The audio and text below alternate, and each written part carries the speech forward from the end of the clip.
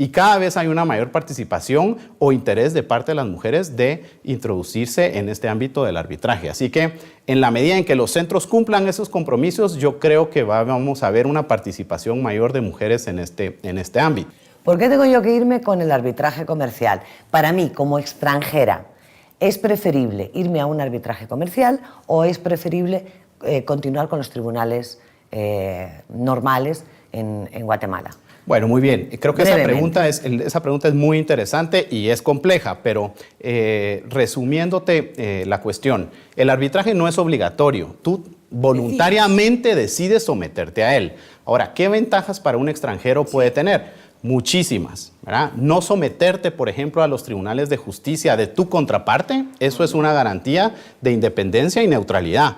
Los arbitrajes comerciales internacionales, que suceden precisamente cuando hay una parte que no es nacional, usualmente se llevan a cabo en países neutros, por ejemplo. Los árbitros que se nombran pueden ser extranjeros. Okay. En fin, hay una serie de factores que te garantizan la independencia y la neutralidad.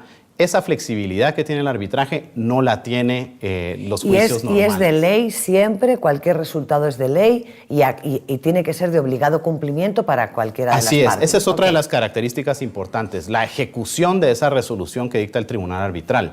Los laudos, que es la decisión final que solventa la controversia, son ejecutables por los tribunales de justicia a través de un procedimiento que inclusive es más celero que el de ejecución de una sentencia.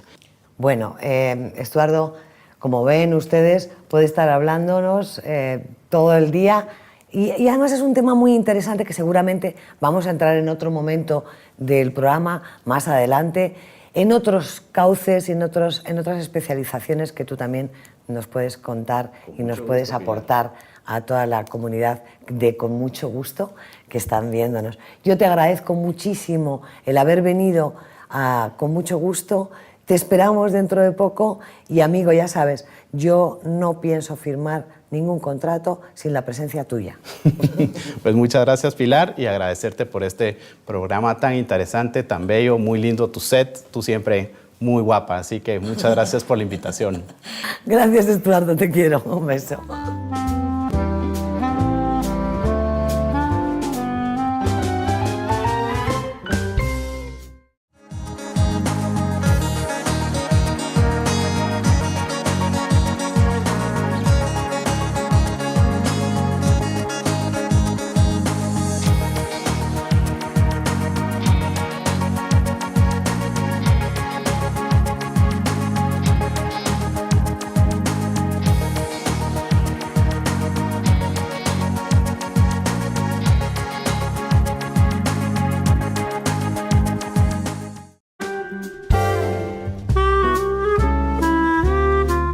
Esta tarde estamos hablando de temas legales y temas también que nos competen a las mujeres. Hoy está sentada conmigo una persona a quien yo admiro mucho, es una abogada y además es psicóloga y viene a hablarnos de un tema circunstancial, sobre todo para el mundo femenino, del maltrato. Ella es Carolina Donis. Bienvenida, Carolina. Gracias, Pilar. De verdad, qué honor estar en tu programa. Yo soy un fan desde que empezaron el programa. Bueno, así que de verdad es un privilegio estar aquí hoy. Si no es un fan, yo sí soy fan de ella, tú sabes, te escucho en la radio y siempre temas muy interesantes. Carolina, hay un tema que a mí me preocupa muchísimo y es el tema del maltrato, el maltrato intrafamiliar. Cuéntanos un poco, primero, ¿qué es el maltrato? ¿Cuándo podemos estar hablando de maltrato?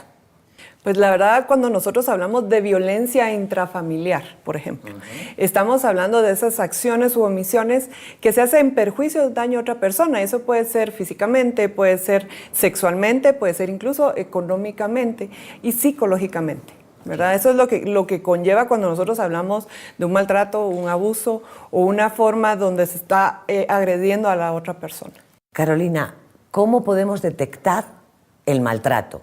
¿Cuándo debemos estar alertas de que algo está sucediendo que puede derivar en un maltrato?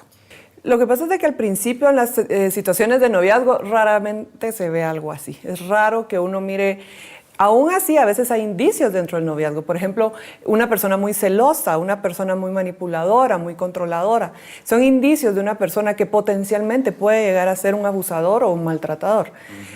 Usualmente lo que ocurre es de que durante la etapa de noviazgo nosotros no nos damos cuenta, entonces bueno, nos casamos y de repente empieza a haber ciertas conductas del abusador. Y te voy a decir, vamos a hablar ahorita de hombre abusando a mujer, aunque hay muchos casos, claro, al contrario. O sea, yo vi en la clínica muchas personas, hombres, que llegaban, o sea, por maltrato físico de mujeres, y era algo bastante serio. O sea, no maltrato físico, ya no solamente psicológico, sino maltrato físico. Físico.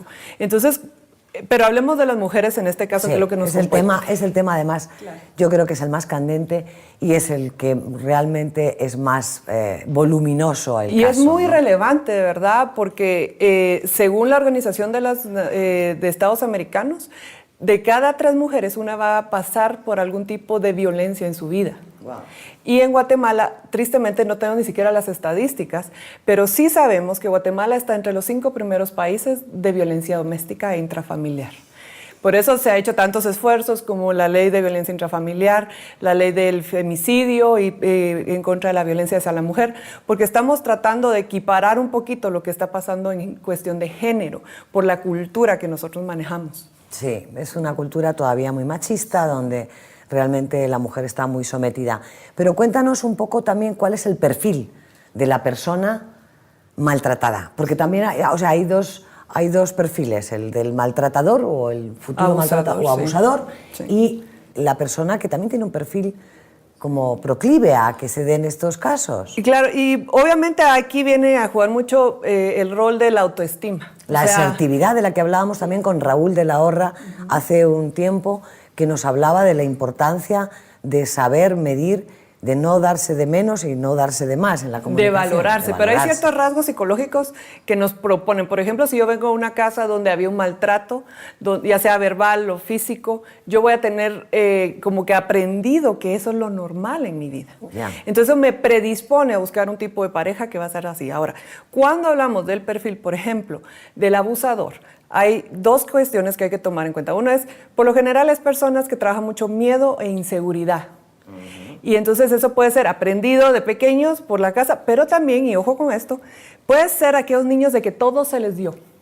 Aquellos niños que no se les puso límites, porque entonces crecen siendo adultos que sienten que pueden pasar encima de la ley o encima de cualquier persona. Entonces son usualmente los 2 tipos de abusador que nosotros podemos identificar. Y lo que va pasando es que, bueno, empieza la relación y empieza esta persona a abusar sutilmente de la otra, haciéndola de menos, gritándole, haciéndole ver todas las cosas que hace mal, bajando la autoestima de esa persona en la mejor forma que él puede. Y esto va causando lo que nosotros llamamos un ciclo de tensión. Claro. Esa tensión se va acumulando y se va acumulando con pequeñas y grandes cosas hasta que hay un desahogo de la tensión. Y eso es ya la segunda etapa del ciclo del maltrato, donde la persona ya hace todo esto que se vino acumulando de tensión, ya se vuelve golpes, insultos, cosas más graves. Ajá. Y ahí es donde explota esa ira y ese maltrato. Y puede ser la violencia física. La violencia física. Esa es la segunda etapa, pero eso no se queda ahí, porque hay una tercera etapa que es no se le llama usualmente la etapa de la luna de miel, donde hay un reenamoramiento del abusador a la víctima, donde dice, no, ya no lo voy a volver a hacer. Sí, el arrepentimiento. Es que no sé qué me pasó, el arrepentimiento, claro. No sé qué me pasó, de plano estaba muy enojado. O clásico en un abusador es, tú me hiciste enojar. Carolina, a mí hay un tema que me parece sumamente preocupante y es cuando esto traspasa ya la pareja y es en el círculo familiar, los niños, el sufrimiento infantil. Sí. ¿Y cómo podemos romper ese vínculo de violencia y ese círculo de violencia que se da cuando estos niños, otra vez como tú dices, pueden volver a aprender? Y lo triste es que hay muchas mamás que dicen, ay, es que yo no dejo al papá abusador para que mis hijos tengan papá. Pobrecitos, no van a tener papá. Y realmente esa es una justificación que se da a la mamá. Porque si realmente lo miramos a largo plazo, esos niños están siendo dañados por la situación familiar que se está dando. Y entonces eso es algo que va a repercutirles a ellos en su edad adulta, si ellos no lo logran trabajar. Son los ciclos que se vuelven, hasta que alguien no entra en un proceso de terapia o algo así, se siguen repitiendo. Carolina, esto no solamente se da en círculos sociales con una economía baja o deprimida, se da en círculos sociales también muy altos. Cuéntanos un poco qué es lo que puede hacer una mujer aquí en Guatemala, que decide dar el primer paso de comunicar esto a las autoridades y de denunciarlo. ¿Dónde debe acudir? ¿Qué es lo primero que debe hacer? La ley de violencia intrafamiliar nos da diferentes lugares donde podemos hacerlo. Obviamente está la Procuraduría General de Nación, está el Ministerio Público por medio de la Fiscalía de la Mujer, está misma a la policía directo, se puede ir a juzgados, se puede ir a la Procuraduría de Derechos Humanos y hay varias instituciones. Por ejemplo, está Sobrevivientes, que ayuda bastante. Una de mis favoritas es SICAM. SICAM es el Centro de Investigación y Apoyo, Capacitación y Apoyo a la Mujer. Y lo que ellos hacen es no solo sacarlo del problema, sino ayudan a las mujeres de todo nivel que, por ejemplo, nunca han trabajado porque dependían económicamente, a quitar esa dependencia económica. Porque muchas de las mujeres, digamos, de bajos niveles porque no tienen algo, nunca aprendieron un trabajo y tienen miedo de cómo van a sobrevivir ellos y sus hijos, entonces claro, ahí lo ayudan de esa forma. Y la gente que ya, por ejemplo, puede ser de una clase social un poco más alta, se da mucho que no dejan al esposo por no perder estatus social. Empieza, como tú bien decías, con valorarme yo. Con entender que lo mejor que yo puedo hacer a mis hijos no solo es dejarle cosas materiales, sino dejar una dignidad del ser. Yo soy una persona que vale, yo soy una persona que puedo salir adelante. Y ese es el mejor ejemplo que a la larga uno le puede dejar a un hijo. Sí, porque además los niños son los que sufren finalmente todo este círculo.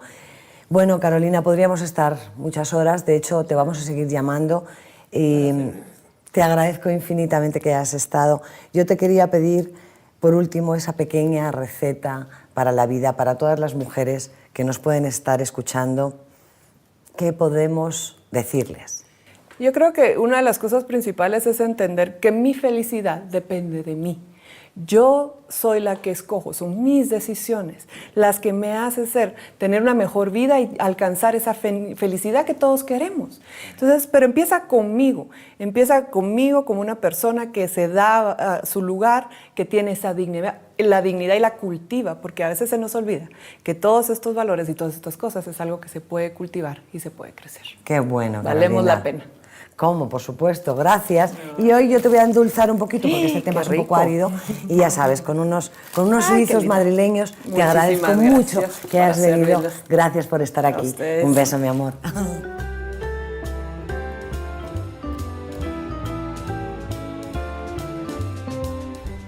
La receta de hoy, con mucho gusto. Nos batimos más por nuestros intereses que por nuestros derechos. Napoleón Bonaparte. Hasta aquí el programa de hoy. Te espero en el siguiente con Mario Marroquín, del grupo Goldcorp, quien nos hablará del desarrollo actual y el futuro del área de la mina Marlin. Y también hablaremos de moda con una joven emprendedora como Gabriela Camacho, fundadora de la revista Look. Y cómo no, un plato fácil y muy rico, San Jacobos, cinta de lomo adobada rellena de queso. ¡Uf! ¡Delicioso! Con el patrocinio de